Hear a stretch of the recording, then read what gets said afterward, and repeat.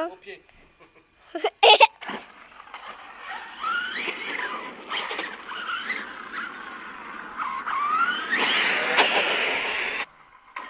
Quoi? Ça va vite.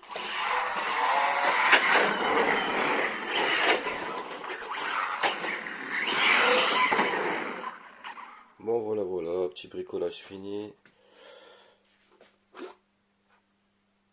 Quelques petites bricoles, hein. On va essayer de repartir. J'ai une chape qui s'est barrée, la chape d'amorto. J'ai révissé ça comme ça, on verra bien ce que ça tient. En attendant que je reçois les nouvelles. Support d'aileron.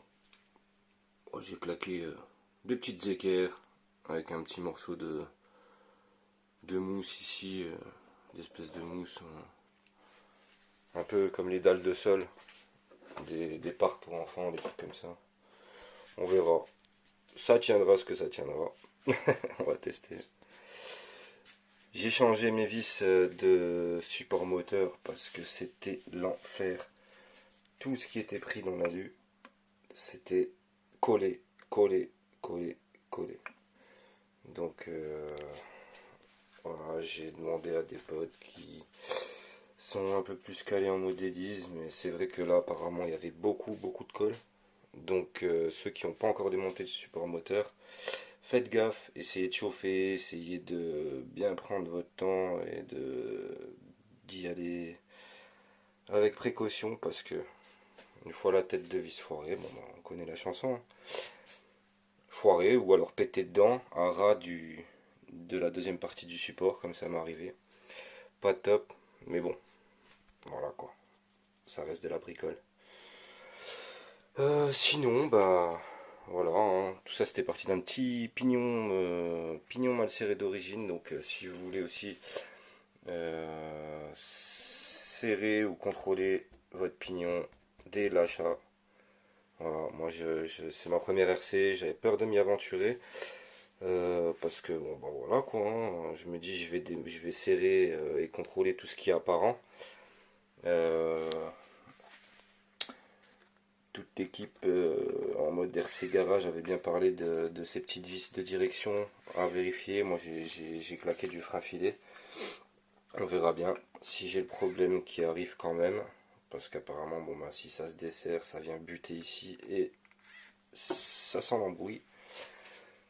Donc je mettrai des vis un peu plus longues avec le petit écrou qui va bien en dessous. Voilà. Voilà, donc vérifiez bien, n'hésitez pas à vérifier les serrages de transmis, tout, parce que voilà, c'est du bon matos, mais ça peut arriver, hein.